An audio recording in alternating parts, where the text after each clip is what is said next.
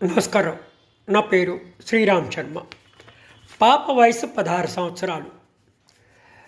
దురదృష్టవశాత్తు తల్లి తండ్రి ఫైటింగ్ చేసుకుంటున్నారు. విడాకుల కేసు నడుస్తోంది.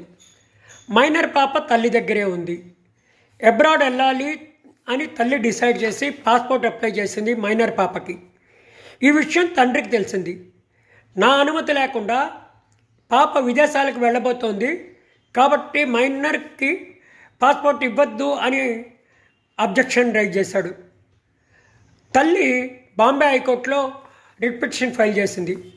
ఇట్లా తండ్రి అబ్జెక్ట్ చేశాడు, నా సర్వహక్కులు ఉన్నాయి, మేము విజిట్కి వెళ్ళాము విదేశాలకి అనుకుంటే ఇప్పుడు పాస్పోర్ట్ అధికారులు ఇవ్వనంటున్నారు, ఇట్లా తండ్రి అబ్జెక్ట్ చేసినా కూడా పాస్పోర్ట్ ఇవ్వవలసిందే అని చెప్పేసి ఈ విధంగా చేసేటట్టు ఆదేశాలు ఇవ్వండి అంటే ఇద్దరు జడ్జిల ధర్మాసనం జస్టిస్ జిఎస్ కుల్కర్ని, జస్టిస్ అవతామ్ సేత్నా ఇరుపక్షాల వాదనలు విన్న తర్వాత మైనర్కి పాస్పోర్ట్ ఇవ్వాల్సిందే తండ్రి అబ్జెక్ట్ చేసినా కూడా అని చెప్పేసి ఆదేశాలు ఇచ్చారు.